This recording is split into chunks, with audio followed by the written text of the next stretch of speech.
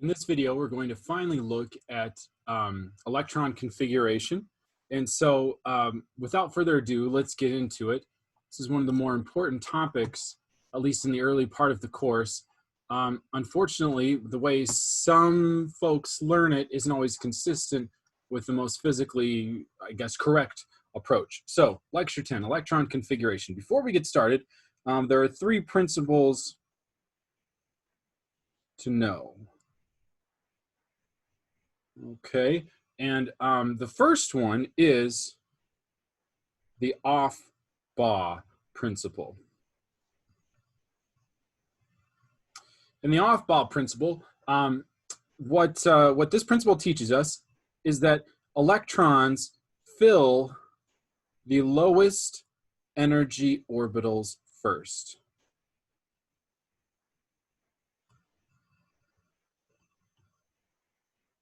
Now, without having a discussion of energetics, which is coming, what we need to settle with is the fact that our lowest energy orbitals are going to be our lower shell orbitals.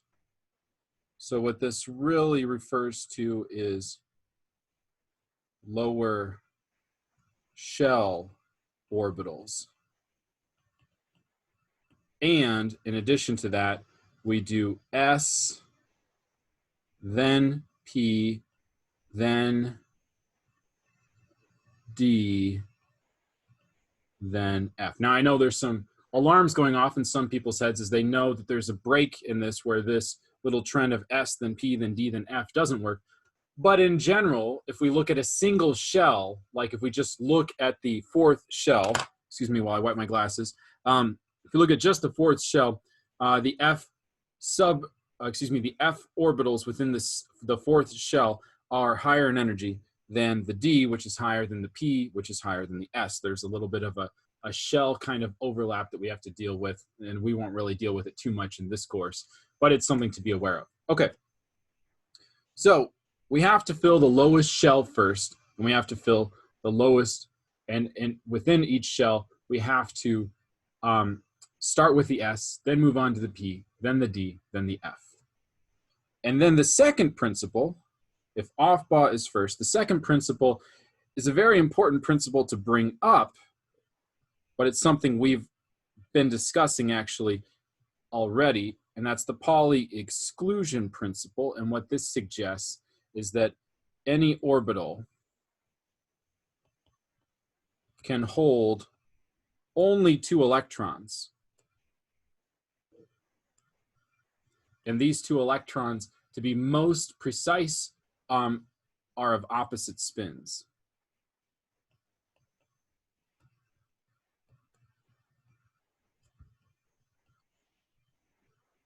I'm going to write that, and I'm going to write the word quantum in front of spin. It's a bit redundant for those that study this to put quantum in front of the word spin. That's sort of implied. Anyway, what this tries to remind us is that the important thing for us right now with the Pauli exclusion principle is that we can only put 2 electrons into these orbitals. We've been discussing that already. Now, there's some deep quantum mechanics in all of this. Quantum mechanics underlies a lot of the nature of the atom, in particular, those low mass electrons.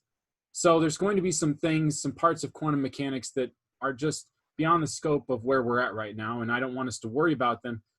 And that's one of these kind of rears its head with the Pauli exclusion principle. In addition, Pauli also notes that these spins must be 1 up and 1 down within each particular orbital. Now, that's not something that we should worry about at this point. But 2 electrons, okay. Now, the third one, which is an important one, it's not always taught so explicitly in high school, but it's a very important rule for understanding how atoms sort of work, and that's Hund's rule.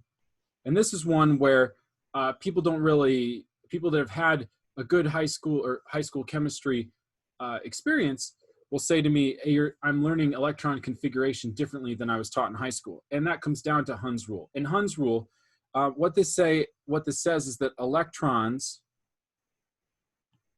that can exist in degenerate orbitals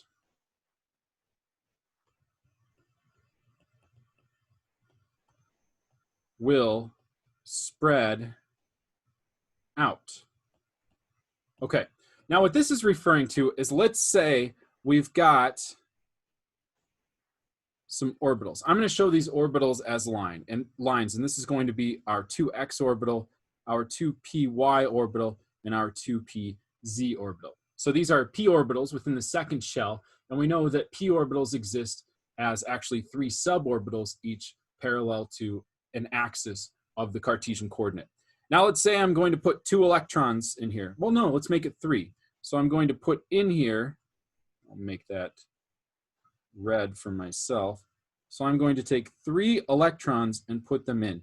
Now each of these orbitals, which are shown by the lines, can hold 2 electrons each. So I could just be like, okay, I'm going to put an electron. I'm going to go back to black in case you don't have pens lying around. I could go electron, electron, electron. Okay, so far, ignoring Hund's rule, I haven't broken any rules because I've put 2 electrons in each of the orbitals. If I tried to stack 3, I would violate the Pauli exclusion principle. And this is all assuming that the 1s and the 2s orbitals are already filled, which would be consistent with the Aufbau principle. Okay, so Hund's rule or Hund's principle would not like this. We would put an X through this and say this violates Hund's, and I suppose it's a rule instead of a principle. So this is not good. What we want to do is spread the electrons out across each of those suborbitals. They're degenerate, which means they're the same energy. The electron doesn't care if it's in any one of those 3. So if it doesn't care and we have 3 of them, let's spread them out, minimize electron-electron repulsion because the like charges will repel each other. So we spread the electrons out. We have the 2px, the 2py, and the 2pz. This is Hund's rule, and we say we're going to put these electrons spread out across each of the 3 suborbitals. Now, it doesn't matter which electron went into any one of those orbitals so long as they were spread out. They're all the same energy. They're all degenerate. So this is, this arrangement of electrons follows Hund's rule. Okay? Now, one thing, since we have the time, I guess, because this is a pre-recorded lecture, we could say, what about a 4-electron system in the 2p orbitals? So if we want to fill the 2p orbitals with 4 electrons, there are actually 3, and I like this word, degenerate, or of equal energy, possibilities.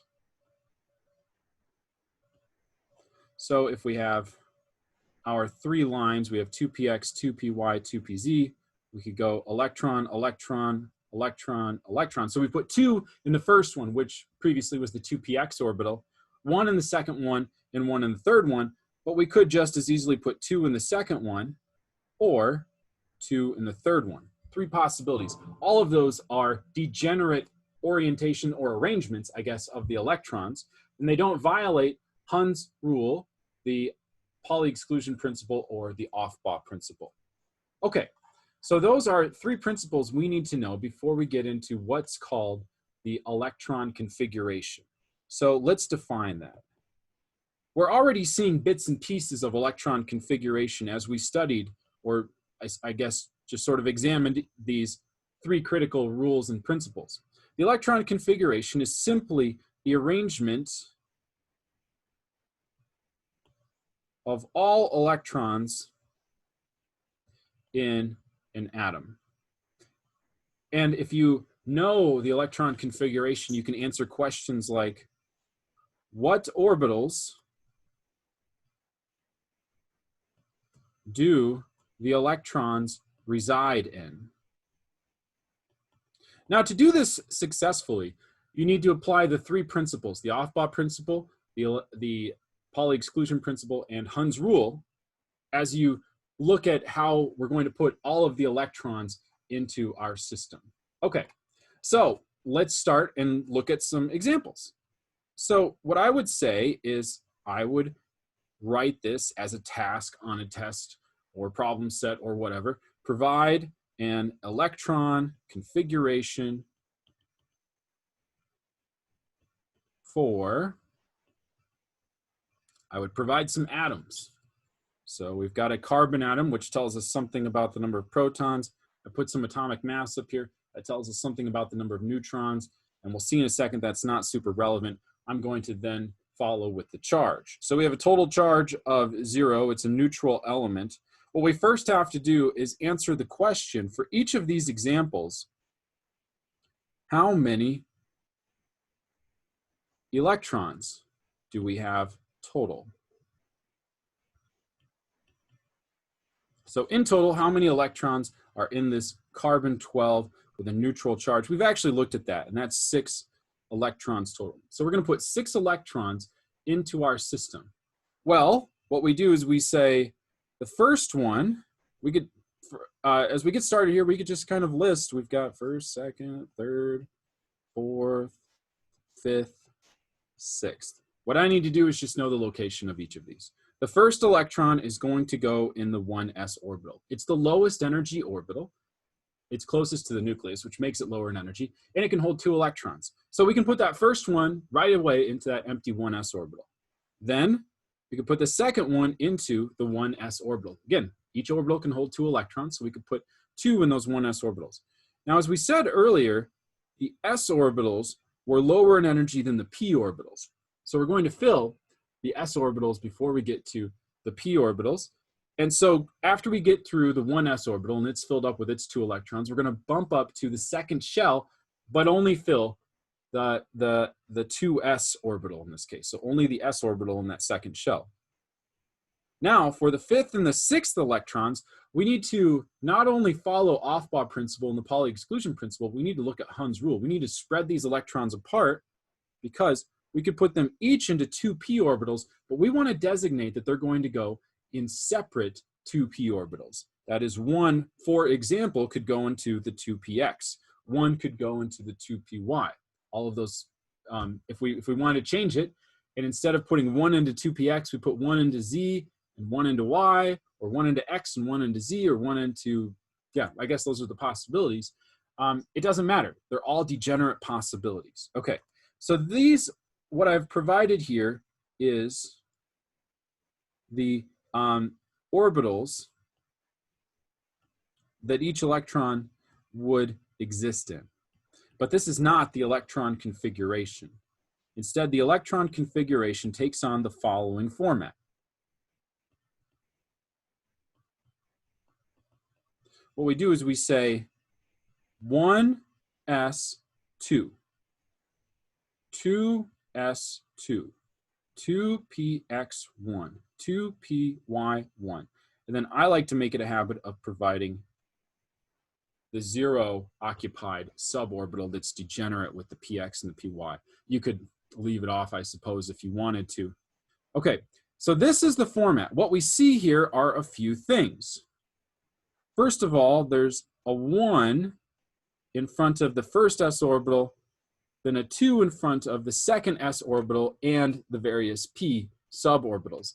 This is the shell number that we were looking at. So allowing us to tell the difference between the s orbital in the first shell and the s orbital in the second shell. There's another number, and it's a superscripted number, and that is number 1 or 2 or even 0. This is the number of electrons in each of those orbitals. The other thing that gets communicated here is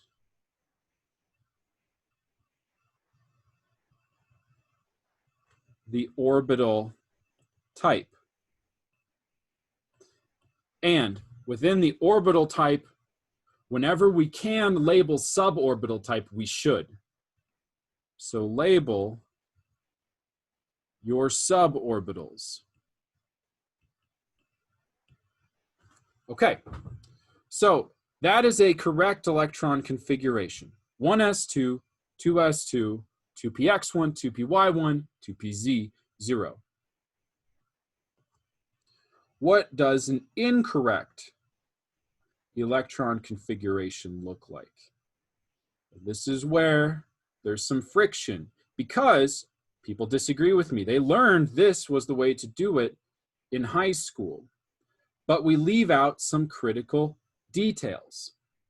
So in this approach, what we do is we are simplifying a bit too much an important suborbital, or excuse me, an important orbital that contains suborbitals.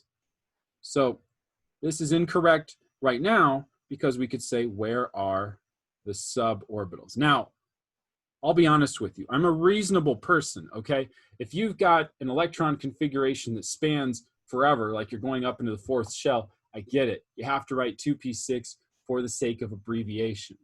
For us, though, we're going to work with a lot of elements that we actually don't transcend beyond that second shell. So it's always just 1s orbitals, 2s orbitals, 2px, 2py, 2pz.